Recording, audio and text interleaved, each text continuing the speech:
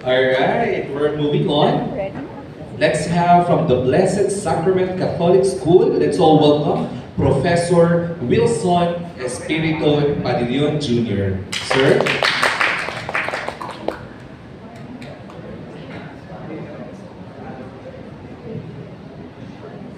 Hello, are you still alive? Please clap your hand if you are safe. Yan. If you feel that you are healthy, clap your hands twice. If you feel that you are young, clap your hands thrice. Very good. Alright, so welcome to my presentation. I am Mr. Wilson Padillon from the Blessed Sacrament Catholic School, and I'm also part-time professor in the Quezon City University. My topic is all about utilization of the whole child approach in improving the academic performance of high school student in Economics 9, basis for the proposed learning instructional activities. A while ago, I asked you several questions. That is one strategy that I usually, use in my class to start, the rapport and to interact with my student. And that is part actually of my research. Okay, now the basis or the purpose of this research, pwede po kayo na lang para smooth. Thank you. Alright, so, why did I conduct this research? They say that history is boring. Okay? And why it is boring? Because according to some of the literature, it's how the teacher delivers the lesson. If it is not interactive, if it is not child-friendly, and if the environment is not supported, engaging, and challenged, it will be boring. But in the whole child approach, this is an approach wherein I believe that this approach will help us to increase the performance of our student, most particularly in economics and history. But in the study Economics 9. Now in our school, there is a problem in terms of the academic performance of our students in Economics 9. So when I visited their first, second, to third quarter grades, I could see that there is not that promising scores in terms of their performance. That's why I use this whole child approach in order to improve the learning environment and also the activities that I use in teaching Economics 9. Now, the whole child approach, this is a framework developed by the ASCD. It is the Association of Supervision for Curriculum Development. It was developed in 2007 in the US. Now, in our school, specifically the Diocese of Novaliches, it was implemented actually in 2017. But our director decided to implement this whole child approach in 3 subjects only. These are the core subjects, English, Math, and Science. But in 2019, I used this approach in Makabayan 9, and that is economics, alright? Because in 2019, our director already ordered that there will be a full implementation across subjects and level of this whole child approach. Okay? Now, in this whole child approach, there are important tenets. So there are 5. First one is healthy. We're in the healthy part, the tenet. Okay, all children should be healthy. And when they come to school, they should learn what you call healthy lifestyle. It should be integrated in the classroom instruction. Second is safe. All students, they should be physically and emotionally, psychologically safe in the classroom, in the school. And they should, the third one is supported, okay? They should have access to personalized learning, and they should be taught by caring and also qualified adult teachers. And also, the fourth one is the challenge. So students should be challenged academically. So they need to be challenged in terms of the assessments and also the activities. And they should be prepared for college and also for future employee or work, and they should be, exposed and be prepared for global participation. And the last one, as part of this, is the engage. So there should be more collaborative activities, and there should be engagement activities that will expose our students not only to the school activities but as well as activities relative or related to community and the local barangay. So that is the framework of this school chat approach that I use in this study. Now let's go to the questions. So these are the questions that I answered from this study. Number one, how is the pretest result reflected in the performance of the student in Economics 9 before the utilization of the whole child approach? The second question is, how is the post-test result reflected in the performance of the students in Economics 9 after the utilization of the whole child approach? The third question is, how does the whole child approach have affected the learning gain of graded students after the utilization of the whole child approach? The fourth question is there significant difference between the pre-test and the post-test of the graded students after utilization of the whole child approach? And actually, my hypothesis, my null hypothesis is there is no significant difference. So that's the null hypothesis that I use. And then another question is, to what extent does the different aspect of whole child approach affect the performance of the student in terms of healthy, safe, supported, engaged, and challenged? And the last question is, what learning instructional activities based on the whole child approach can be proposed in Economics 9? Now, how did I conduct this research? Let's go to the methodology.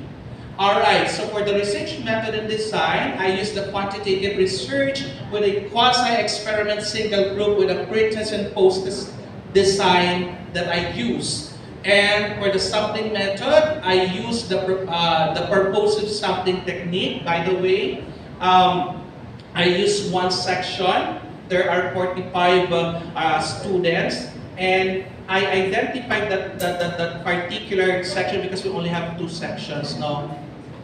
So the reason why that particular section was just because they have the low score.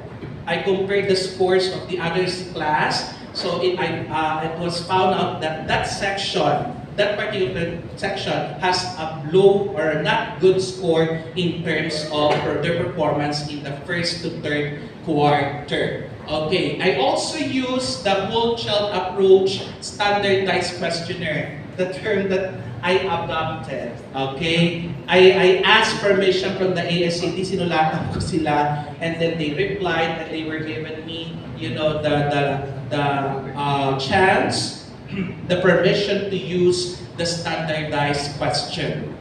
Okay, and then in the development of the test, because I use the pre-test and the post-test, so in the teacher-made test, okay, there are 50 questions. Now that 50 question, it is comprises of all the learning competencies in the fourth quarter Economics 9. There are actually 22 learning competencies from the DepEd, and there are 7 major subjects, or topics rather, during the fourth quarter. So I also included, the HOTS, the higher order thinking skills, in the conceptualization or development of the pre-test and post-test question. It was validated by the expert, and also I used the Cronbach's ALPA, and I gathered 80% actually of the ALPA coefficient of that reliability testing of that teacher-made exam. Okay, now for the treatment of data,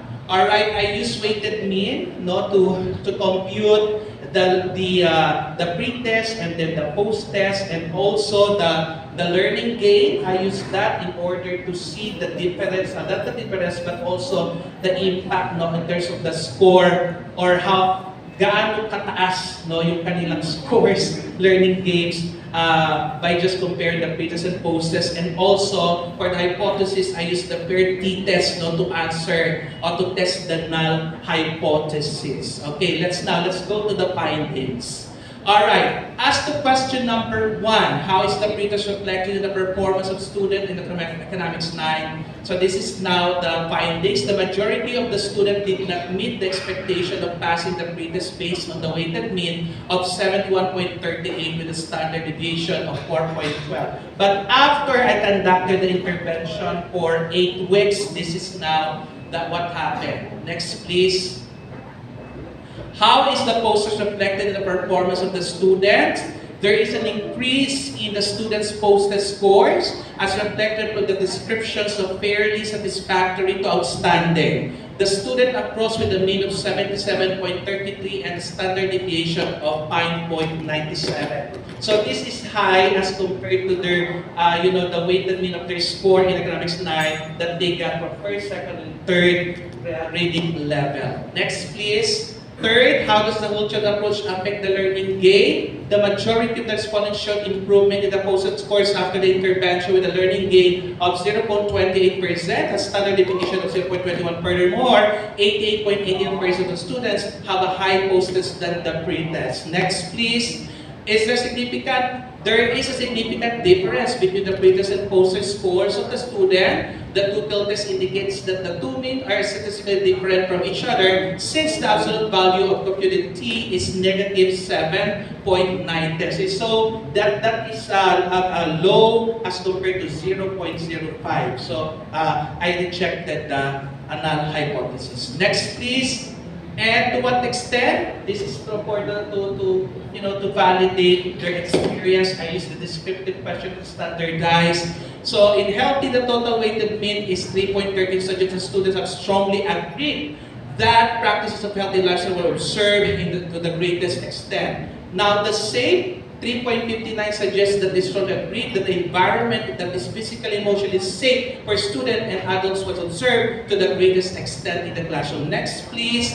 Engage. 3.43 suggests that students strongly agreed that actively engage because of the activities that I have integrated. Okay, so they agreed that this was greatly extent observed in the classroom. Then the supported 3.43 suggests that students have strongly agreed that they have the access to personal learning and support from caring qualified adults to observe to the greatest extent. Next, please. Now, for the conclusion, the majority of the greatest students have low score in the pre-test, but then after the utilization, suddenly their post-test increases. And also, positive learning gain is achieved through utilization of the whole child approach, teaching, and academics. Okay, and then my recommendations are this. Okay, so students should regularly practice health and safety. Tenets, vertical and horizontal architecture, integration, utilization. The whole child approach should be done by faculty members and subject matter. And last slide, please. Okay, parents should be also involved. And then teachers should be more innovative and creative. Administration should send more teachers to seminar about the whole child approach. And then the R7EF should create a localized and contextual version of the whole child approach. And future studies similar to present studies should be conducted with a larger respondent to validate its findings or result. Thank you very much for your time and listening. Thank you, Sir Dennis. Sir Wilson. Sir Wilson. Sir, I did a similar study for my master's way back 2003, 2004, around the time, and it's also a quasi-experimental. In that study, I actually labeled two groups from experiment, the control group and the experimental group. I was looking at this somewhere along the way and you didn't mention. Yeah. So because you have implemented an intervention, right? For you to actually see the difference, you should have an experimental group and a control group. Did you do that? In my research, in the design that I use, quasi-experimental, I only use one group, okay? And that one group having that use the pretest and post-test. There are two sections, but then I just use the section which I identified having that not good grades during the first to the third quarter in that particular year, which is 2019. All right. What's the status of this paper from publication or from part of your academic? Actually, this is the paper that I used to attain my MA degree, and it was already published in in Torch, I think FEU, because it was represented last time in FEU Roosevelt, and also in QCU, it was also published in their journal. Okay. And so this is a quantitative study. The outcome should be labeled as results. Yes. And then when for qualitative, we say findings. Yes. Thank you very much. Thank you. Thank you for that presentation. So, I would just want to know how did you implement this whole child approach in your experiment? Yes, thank you, Doc. Actually, whole child approach, it's an approach, so it's a guideline, the principle. I use it in order to improve the learning environment in the classroom. Of course, all the tenets, no, I did my best to integrate those tenets in the activities, the instructional activities that I use in my class. And that is basically all of that were influenced and driven by that approach of the whole child. So, the instructional activities that you did, was that validated that would really fit into that particular approach? Yes, Doc, because even aside from that pre-test and post-test, my lesson plan that I made, it was also validated by expert. Okay, thank you. Even the assessment po, yung mga formative, all of those things that are indicated, no, in the lesson plan were also validated by the expert. Thank you very much. Thank you very much, sir. So at this point, let's have our presenter from St. Ferdinand College. Ladies and gentlemen,